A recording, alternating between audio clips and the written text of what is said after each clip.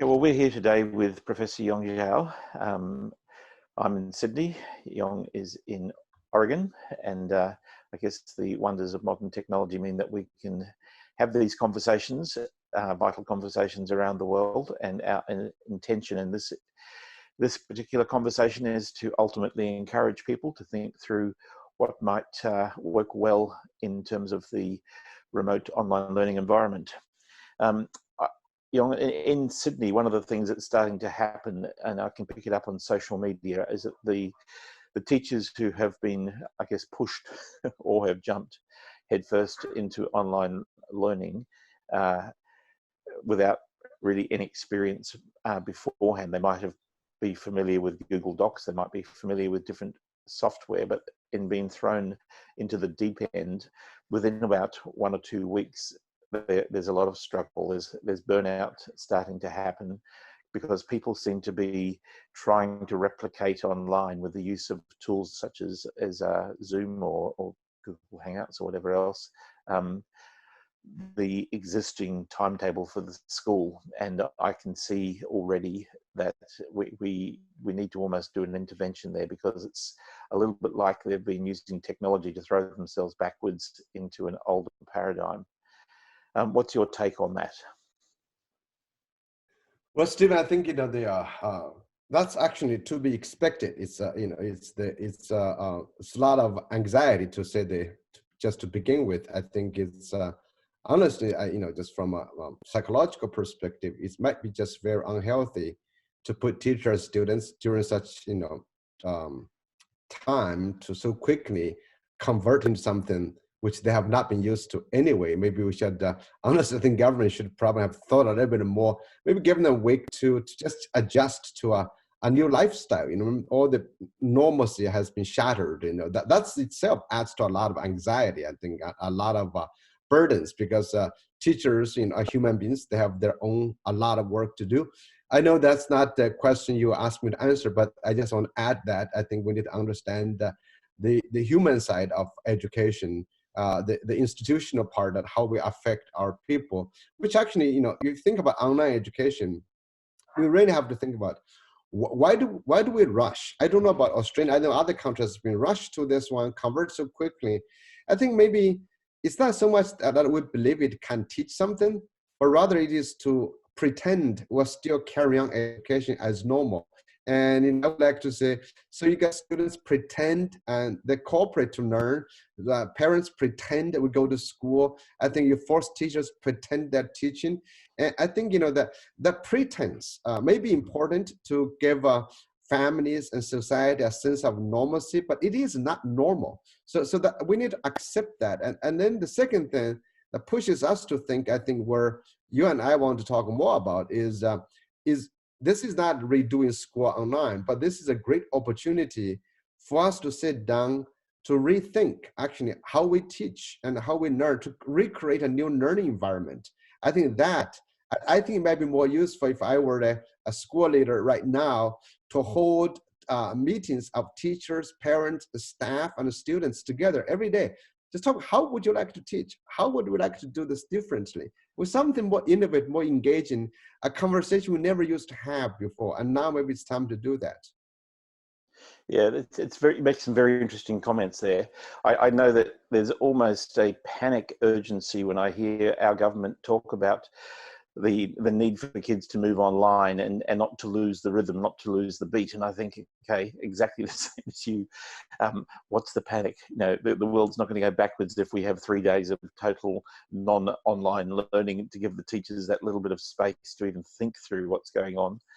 But I guess, unfortunately, that's part of the normal world, conventional world of schooling, where people panic if the kids aren't doing their 20 minutes of maths every night, or they panic if they're not doing the required number of minutes of reading. So I guess, yes, exactly as you've said. Well, if we do move into that sort of more creative mode, thinking through, if you had to picture, what would be for you a really, really positive online framework. And I guess probably I should make one other comment there, that we've got the word remote into our heading here because we're thinking remote learning doesn't have to always be online. That if I'm a remote worker, it doesn't mean that I'm in front of my laptop the entire time. So I guess if we step back and say the learning that's happening in a home, what do you think would be the a positive vision for you? Well, I think another thing, I'm actually going to write something about this anyway, is we probably should, first of all, get rid of the deficit thinking again, because if you take from on face-to-face perspective, then you look at online, you keep look at what's missing, why it's not like face-to-face, that's a big thing. And then, so, you have the technology platforms to make something that's it itself not, and to be like this. So like we simulate with online school, online classroom, online instruction, and that's a deficit mindset. So we have a school as a model, and we look at say, what you don't have, then I'm going to make up for that. So we have the scheduling.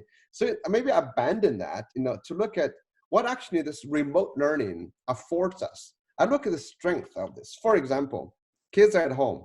We used to say, okay, family ties are important. Have them do more exploration of family ties. We like to think about learning from the real world. Kids now are in the real world. And now why don't we just take advantage of that? The fact of kids, we're social animals, and children want to socialize. Now they have a strong reason to socialize. And why don't we want them to socialize from different locations? So what I think is to shifting from what online doesn't have to actually what online has, and then forget about, so capitalize on the strength. This is like, how my view of students too. Don't keep fixing them. Another thing is related to this is that, we have this general curriculum. I mean, everything, so far, everything is designed around face-to-face, with the assumption that we are sitting here face-to-face, and that's how we design 45 minutes, 50 minutes, 1 to 30 students. All of this should be shattered. Those were designed to do that, 100, 200-year institution. So maybe we say, okay, how eager are we trying to do this? Actually, I was trying to go back to joke with about that. So this generation of children will miss, let's say, 3 months of schooling. Would you think this generation is going to do far more worse in life than others if we didn't do anything? I mean, I think people have this urgency. We have this manufactured step-by-step curriculum. And I know many countries trying to do this. China is trying to do this.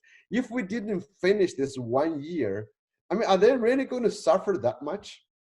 It has happened before. Like in countries like British Columbia, teacher held a strike for 2 months. And what happens there? I think we need to rethink about, we are in a different time. Why don't we take this time to think what we get out of it?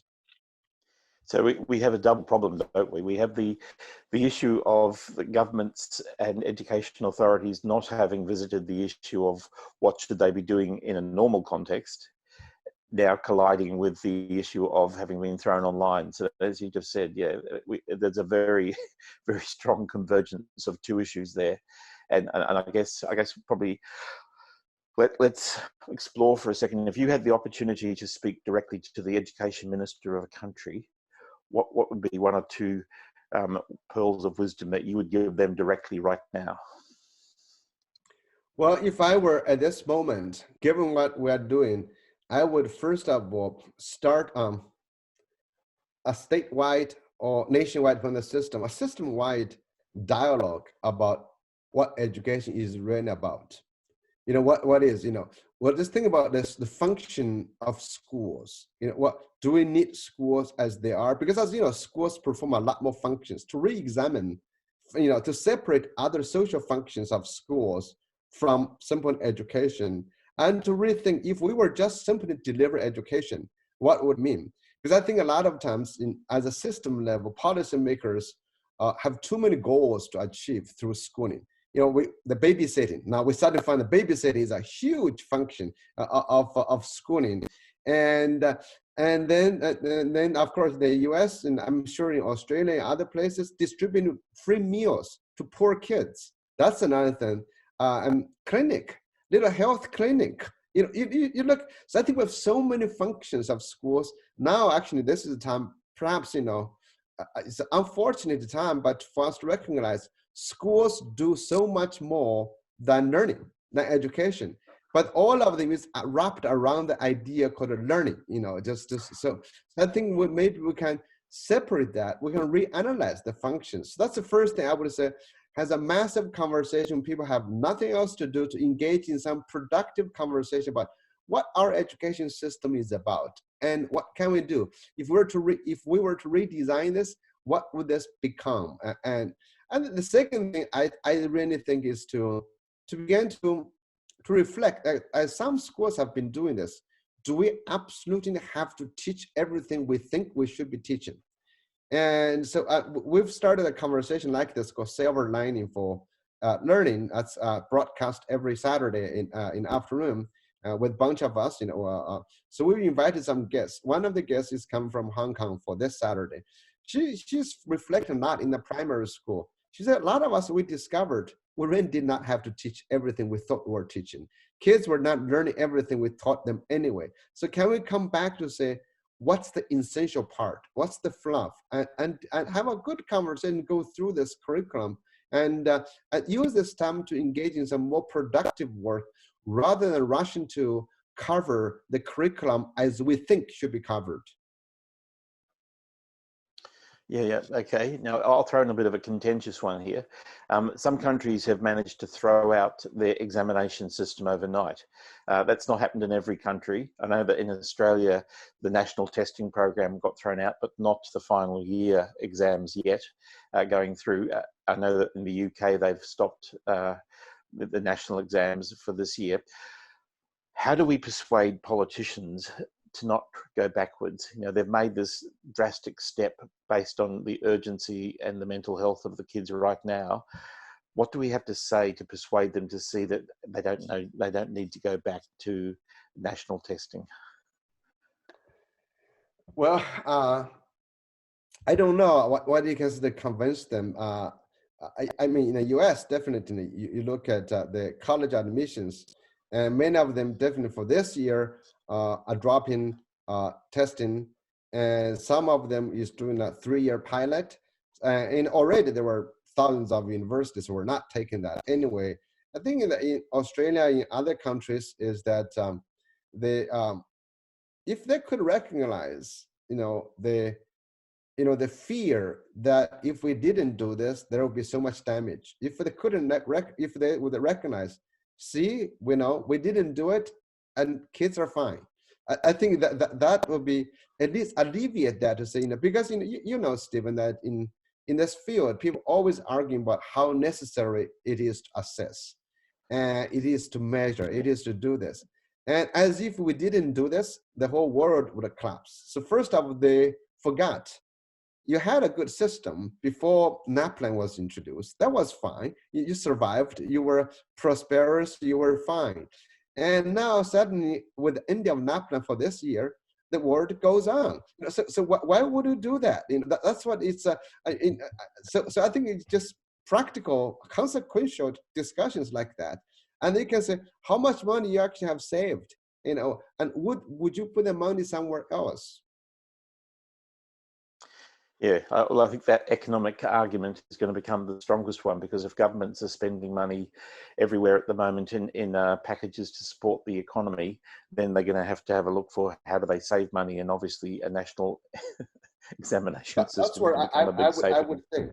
Yeah, I would think, it's definitely the idea that, policymakers listen to honestly more hard numbers like economics, And also you can make another argument to say, well, now since the virus is taking so much instructional time away, why would you do an NAPLAN again? That's taking time away from instruction anyway. Yeah. Okay, let's shift for a moment. Just imagine now that you are responsible for 30 kids in an online space. Let your craziest creative mind think about what would you do for a day or for a week with those kids if you've got them checking in every so often online. Do you have what sort of ideas would you throw into the mix about what might work well? Well, this is something I want to talk to you anyway later on, is that I'm really starting to think about if I were doing those things, I would do a completely entrepreneur driven work like I do, is that So they would collectively create a product. They just pick a theme that's of value. For example, I was saying in 2 weeks, we're going to produce collectively a documentary film about your family history. Let's just think about, the values of family history.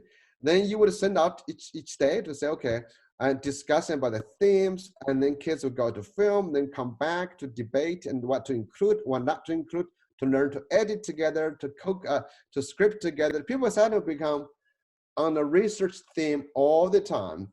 And then you may have turn kids into more understanding the tensions, the family, the habitats, the community, the environment.